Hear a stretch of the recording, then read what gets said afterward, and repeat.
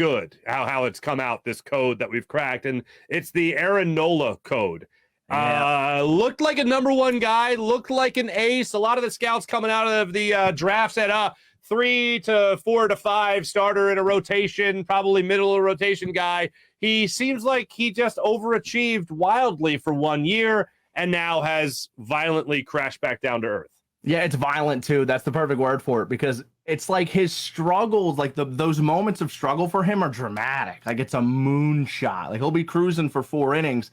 He doesn't just give up a home runs. He gives up a 440-foot upper deck tank. And it's like, you've seen it coming. It's like, oh, here we go. 2-strike count. He's got a runner in scoring position. Uh-oh. Bam. It's like, it's almost like the same situation keeps overplaying itself over and over and over again. And he keeps having those little windows where he looks dominant and he gets you excited.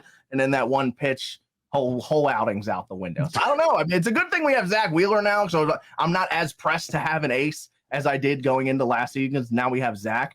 So I guess that takes a little bit of pressure off of his shoulders, but he's got to turn it up, man. He's got to be a little bit better. Team's ready to win. I'm certainly hoping so as well. Now, I think you grew up in a similar mindset than I did when it comes to this Phillies team, and you mentioned the luxury tax.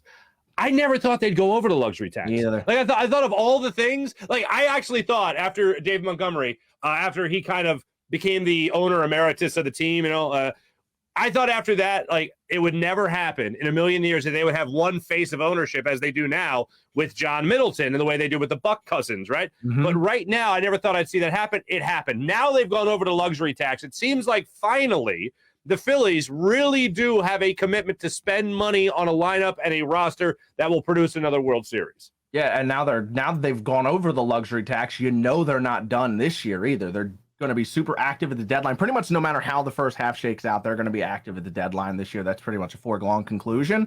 It's the Bryce Harper effect, I think. Bryce, he's publicly been pressuring the front office to go out and get guys. I mean, the guy's tweeting. It's crazy. And he's not much of a social media guy, but he's hopping on Instagram, throwing stories up. I love it, though. I mean, keep feeding it to us. It's about time. We have the money to do it, so do it. We didn't think we would ever do it, but not because we didn't have the money. We have the money.